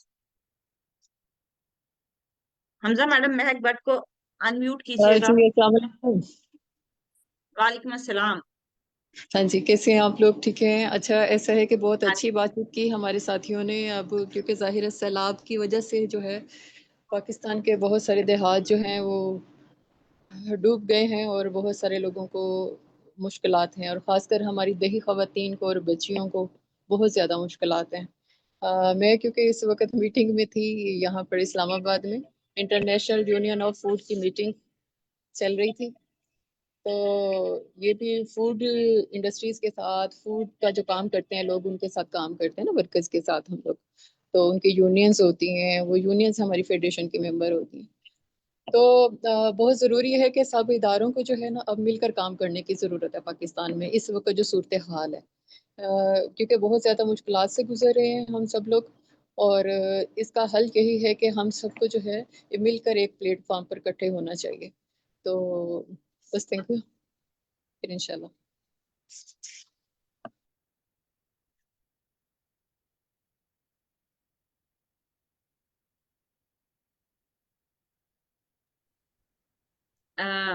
Thank you so much madam महक। मैं आपको सुन नहीं पा रही, मेरा ख्याल है आपने अपनी बात मुकम्मल कर ली है। मेरी आवाज आ रही है? जी, मुझे आपकी आवाज़ आ रही है, बस क्योंकि टाइम ख़त्म हो गया था इसका सेमिनार का, तो आपके वेबिनार का, जूम वेबिनार का, तो इसलिए मैंने अपनी बात को मुख्तसर किया है। ठीक है, thank thank you you. So much महक, बहुत शुक्रिया। हमारी तमाम साथियों को बहुत शुक्रिया जिन्होंने वक्त निकाला, अपनी बेहतरीन इंसाइट हमारे साथ शेयर की। हमारी आज की मेहमान अदीबा सहरिश के हम बहुत शुक्रगुजार हैं कि उन्होंने अपने इतने कीमती मालूमात हमसे शेयर की और अपने तमाम जो प्रोफेशनल तजुर्बात और जो चीजें थी वो हमें बताई। और हमारा ये वेबिनार इख्तितामी मराहिल में है। हम ये कोशिश करते हैं कि एक मुहिब वतन शहरी होने के नाते, एक जिम्मेदार शहरी होने के नाते, और जो हमारा एक ओहदा है सोशल वर्कर होने का, उसको मद्देनजर रखते हुए हम अपनी कम्युनिटीज की बेहतरी के लिए जो मुमकिन हो सकेगा करेंगे। अपने महदूद वसाइल के दरमियान में हम जितना बेहतर हो सकता है कम्युनिटीज को सर्व करने की कोशिश करते हैं। और गवर्नमेंट, जाहिर है बेसिकली ये जिम्मेदारी चूंकि गवर्नमेंट की है, तो हम कोशिश ये करते हैं कि हम राब्ता कारी को बेहतर बनाएं और उन मुतल्लिका इदारों तक अवाम की रसाई को बेहतर बनाएं जो इन सब चीजों के जिम्मेदार है, इन सहूलियात को प्रोवाइड करने की जिम्मेदार है। आप तमाम साथियों का बहुत बहुत शुक्रिया। इंशाल्लाह अगले हफ्ते हम मिलेंगे एक नए टॉपिक के साथ और कुछ नई गुफ्तगू के साथ। बहुत बहुत शुक्रिया। अल्लाह हाफिज। अल्लाह हाफिज।